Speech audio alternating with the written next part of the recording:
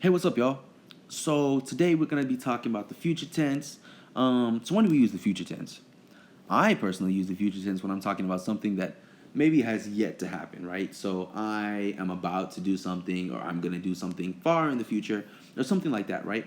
And again, I always say this: English is pretty simple. Really, most times the future tense stays about the same for us. Whether we're talking about something that's near in the future, something that's far in the future, I can say I am going to do something, I will do something. It's gonna be about the same thing, right? In Spanish, it's sort of the same thing, but it's a little bit different, right? So in English, right, I can say like, oh, I have a flight tomorrow, right? Um, or let me say I fly tomorrow, right? And somebody's gonna understand what you're saying.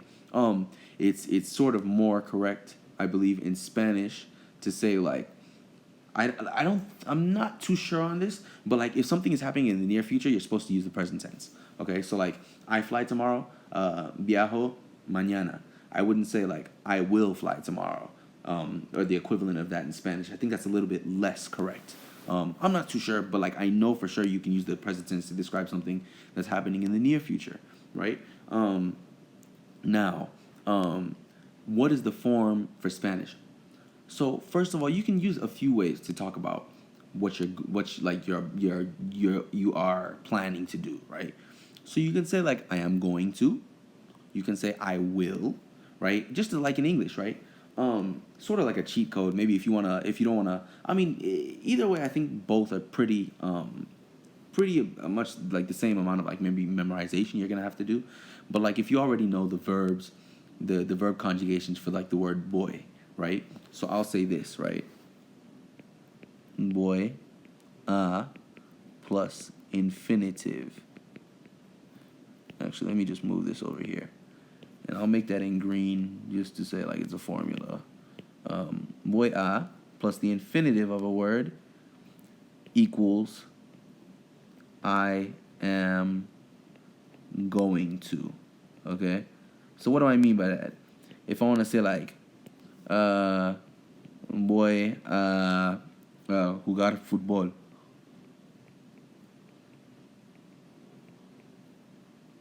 right?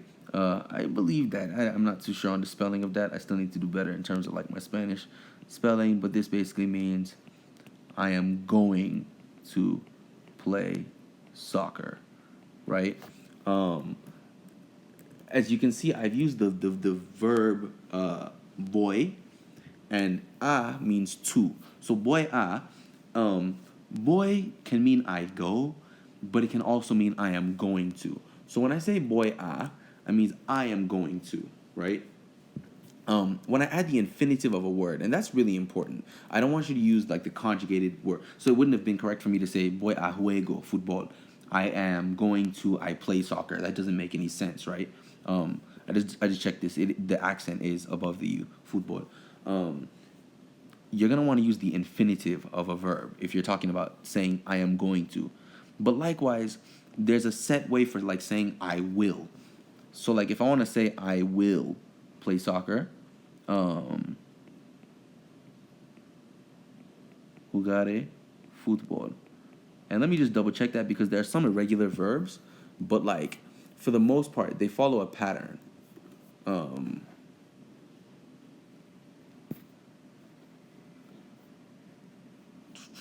okay, I don't want to waste y'all's time, but like I think this is correct. Jugare. Um, so there's a pattern we're gonna follow, right? Yo. So let's say I wanted to use the word hablar, right? Um, which means what? To speak. Now, in the future tense, I'm gonna say yo hablare. So what you're gonna see is we take the whole infinitive of the word and we just add on afterward. Okay? So I would say hablar us. And you can sort of see a pattern in the way like things sound, um, as compared to like our present tense conjugations. Uh, hable, no, hablo, right? That one sort of doesn't really match up with our present tense. But like, let's say tu hablas, right? Tu hablaras, right? You will speak. Hablará. Now this one is hablaremos. Oops. You're going to put the EMOS after, right? And I want you to notice that these have accents, but this one does not, okay? Everything except the nosotros, vosotros has accents, right? Hablaréis, hablaréis, right? Then hablarán, hablarán. Sorry if I'm butchering the pronunciation. I'm trying to focus on the teaching here. But okay, so I'm just gonna do this. That's what we're gonna do when we're trying to formulate the future tense, okay? And this is for a model AR verb. Now, a model ER verb would be comer, right? Now, what would we do with that? I will eat, comere. Comerás. Comerá. Comeremos. Comeréis. Comerán. Now, what does this translate to? This means I will eat. You will eat. He will eat. She will eat. It will eat, right? We will eat. You all will eat. They will eat. You all will eat, right? So like, yeah, that's what you would do for a model like ER verb. Now, if you have a model IR verb, vivir, right, which means to live, comer, to eat, hablar, to speak, right? So, vivire, vivirás, vivirá,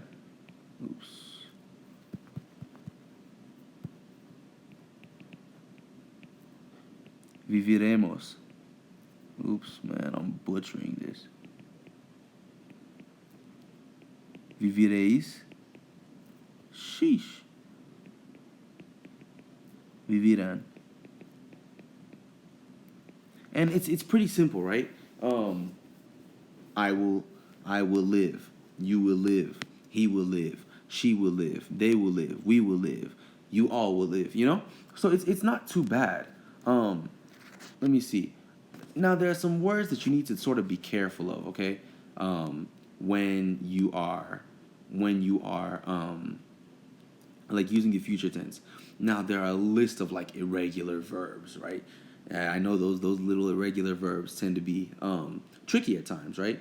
One such verb is like salir, which means to leave, right?